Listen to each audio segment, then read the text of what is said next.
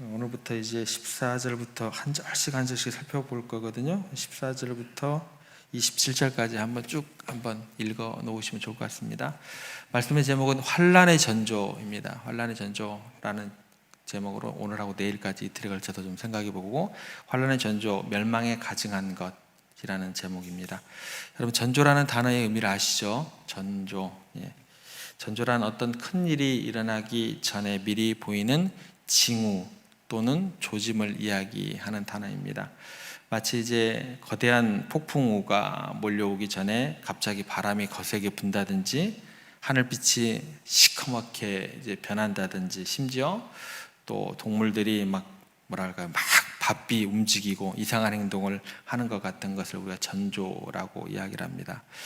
성경은 다가올 무서운 환난에도 분명히 전조가 있다라고 우리에게 말씀해 주시면서, 우리는 그 전조를 통해서 세상 끝을 향해 나아가는 이 시대를 영적으로 분별하라라고 우리에게 강조하고 있습니다. 그래서 오늘 14절 상반절을 보시면 어떻게 기록되어 있냐면, 멸망에 가증한 것이 서지 못할 것에 선 것을 보거든 읽는 자는 깨달을진저. 예수님께서 우리에게 분명하게 하시는 말씀이 뭐냐면, 가증한 것들이 나타나는 것을 주의 깊게 보라는 거예요. 보거든 그것의 의미가 어떤 것인지 말씀으로 영적으로 생각하고 고민하고 깨달으라는 거예요. 여러분, 항상 제가 강조합니다. 신앙은요, 맹목적인 게 아니에요. 믿습니다. 주의 삼창하면 이루어지는 게 아니에요. 그게 아닙니다. 보거든 읽고 듣고 영적으로 말씀의 의미가 무엇인지 깨닫고, 현상을 보고 말씀으로 돌아와서 읽고 보고 다시 고민하고 생각하고 어떻게 돼요? 깨닫는 거예요. 주여 삼창한다고 되는 게 아닙니다, 여러분들. 여러분, 우리가 이 말씀을 묵상하면서 놀라운 사실을 하나 이제 발견하게 돼요. 그게 뭐냐면, 우리가 언젠가 마주하게도 될지도 모르는 무서운 환난조차도 이미 하나님의 말씀에 오래전부터 분명하게 예언되어 있었다는 사실이에요. 그렇죠? 무슨 얘기냐면, 예수님께서 지금 하신 말씀이 멸망에 가져간 것이 서지 못할 것에 선 것을 보거든. 그러니까 예수님께서 이 말씀을 갑자기 새롭게 주시는 약속일까요? 아닐까요? 예수님께서 갑자기 내가 지금 계시받았어, 갑자기 너희들에게 이 말을 선포하는 거야, 새로운 계시로, 이렇게 얘기하셨을까요? 아니면 이전부터 하나님께서는 계속해서 이런 얘기들을 하셨을까요? 계속해서 하고 계셨습니다. 이게 무슨 얘기냐면, 여러분들이 당하는 어떤 환난 자체가 뜬금포로 갑자기 하나님께서 즉흥적으로 탁 번개를 내리쳐서 하는 게 아니다라는 거예요.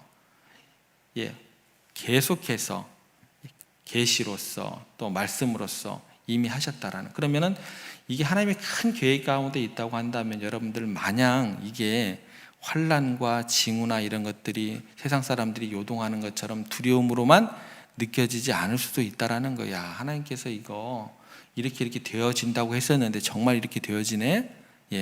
깨어서 분별하고 깨닫고 보게 되면, 하나님의 섭리와 하나님의 손길이 느껴지게 되다 보면, 세상 사람들이 바라보지 못하는 여러분의 마음 가운데 고요함, 인도하심을 통한 평안함을 누릴 수 있게 된다라는 것 기억했으면 좋겠습니다.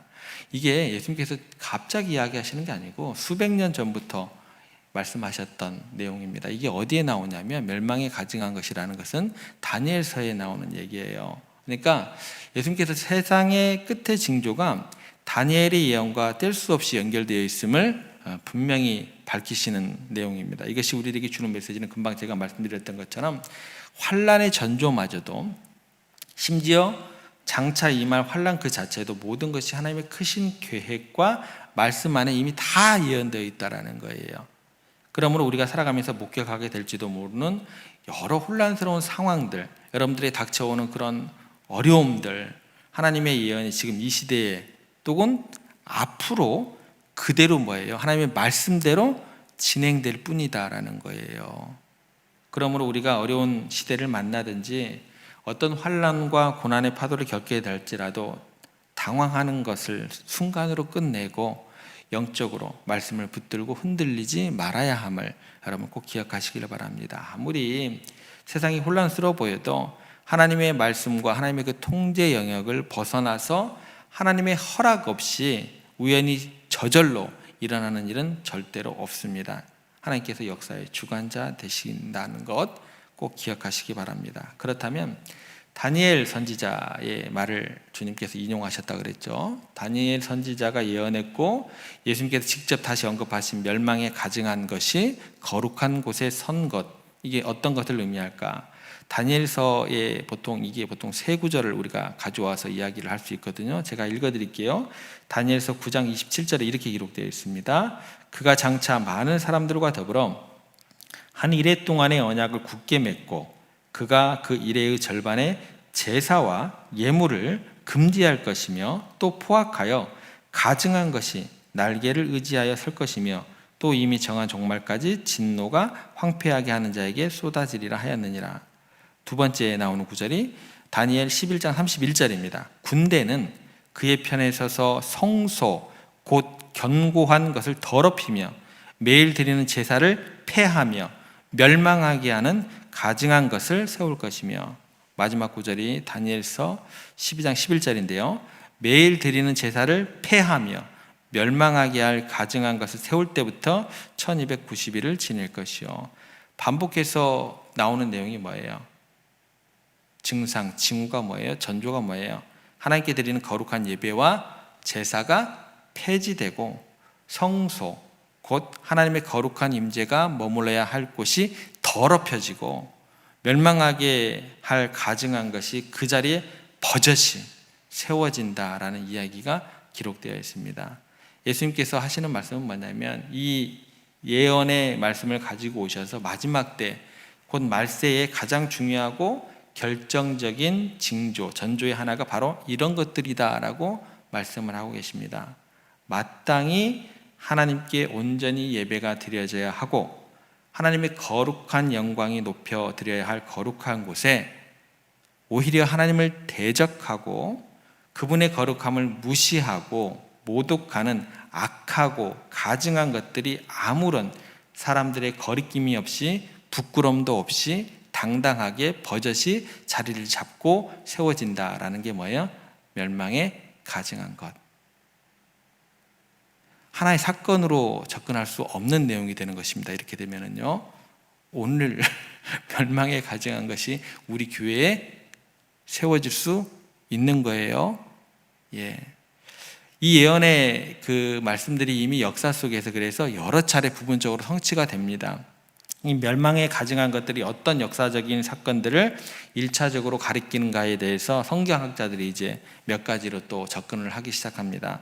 어떤 학자들이 주 70년 로마군이 예루살렘 성전을 멸망시킬 때 로마의 장수가 성전에 로마 군기죠, 곧 황제 숭배를 상징하는 깃발을 세우고 분향했던 일이 그 일이다라고 그 예로 들게 됩니다. 그러니까 하나님의 성전에 우상 숭배의 상징이 세워진 것, 이게 멸망에 가증한 것이다 라는 해석입니다. 또 다른 견해는요, 로마와의 전쟁 중에 유대의 열심 당원들이 하나님의 성전을 점령하고 하나님께 드리는 매일의 제사를 강제로 중단시키는 것을 의미한다라는 해석이 또 덧붙여집니다. 그리고 세 번째, 종교개혁가 칼빈, 예수님이 오시기 전에 주전 168년에 시리아의 안티오쿠스 에피파네스라는 왕이 예루살렘 성전에 유대 제사를 폐하고 그 자리에 이방신인 주피터 신상을 세운 것을 1차적인 성취로 지칭한다라고 보기도 했습니다. 무슨 얘기냐면 여러분, 역사적 사건들이 다니엘 예언의 1차적인 성취일 수 있다라는 거예요. 그러면 그 역사적인 성취들은요, 그 이후로도 오늘날에도 내일도 계속해서 성취가 될 수 있다라는 이야기로 연결될 수 있다라는 것입니다. 그러니까 그 어떤 한 사건이 중요한 게 아니에요. 그게 중요한 게 아니고 뭐예요? 역사적 해석들을 통해서 관통하는 가장 중요하고 변하지 않는 영적인 의미가 더 중요하다라는 거예요. 그게 뭐냐면 하나님의 영광이 마땅히 드러나고 존중받아야 할 자리에서 하나님의 영광이 무시되고 가려지고 대신 하나님을 대적하는 악하고 가증한 그런 세력들의 영향력이 힘을 얻고 득세하게 되면 그것이 곧 뭐를 우리 가운데 재촉한다고요?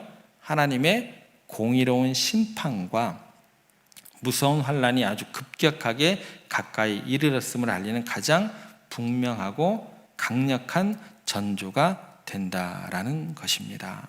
예. 최후 심판이에요. 그래서 최후 심판, 우리 주님께서 오실 때는요. 예. 그래서 성경과 인류 역사는 늘 이 점을 우리에게 반복적으로 분명하게 보여집니다. 그것은 늘 크고 작은 하나님의 심판이 한 시대나 한 공동체에 임하기 전에 반드시 이러한 현상이죠. 전조죠. 예, 전조. 즉 거룩한 곳에 악하고 가증한 것이 아무런 부끄러움 없이 뻔뻔하게 세워지는 일이 반복해서 일어났기 때문이다라는 것. 인류 역사와 성경은 우리에게 정확하게 보여줍니다. 오늘날을 살아가는 그 멸망에 가증한 것들이 어떤 것인지 내일 더 구체적으로 우리가 좀 생각을 해볼게요. 우리가 살고 있는 이 땅에 하나님의 영광이 높이 드러나고 그분의 거룩하심이 온전히 존중받을 때에야 비로소 우리가 진정한 평안과 안전을 누릴 수 있는 겁니다. 반면에 하나님의 영광이 가려지고 대신 악하고 가증한 것이 드러나고 득세하면 그것은 곧 하나님의 심판과 환란의 때가 문 앞에 이르렀다는 아주 강력한 전조가 됨을 기억하시기를 바랍니다. 그래서 오늘 우리가 읽었던 또 우리가 생각했던 예수님께서 14절에서 가장 먼저 경고하신 환란의 전조에 대한 내용이 오늘 핵심적인 내용이 바로 이런 내용들입니다. 좀 우리가 좀 생각해 보기 위해서 하나 예화를 하나 들어볼게요. 2차 대전이 끝난 후에 영국에서 이제 하나님은 없다는 것을 증명하는 회의가 열렸다고 합니다. 이를 증명하기 위해서 천문학자 또 의학 박사 한 사람이 강연을 하기 시작했습니다. 먼저 천문학 박사가 강연을 시작을 했습니다.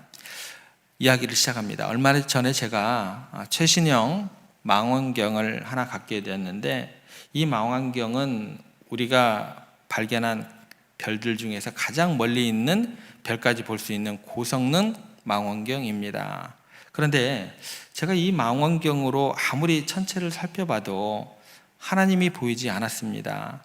정말로 하나님이 계시다면 하나님의 옷깃이라도 보여야 되는데 전혀 보이지가 않았습니다. 저는 그래서 하나님이 없다는 것을 다시 한번 확신하게 됩니다. 이 말이 끝나니까 그 자리에 참여했던 많은 청중들이 박수를 치면서 맞아 하나님은 없는 것 같아 라고 이야기를 했습니다. 두 번째 강연자가 이제 의학 박사죠.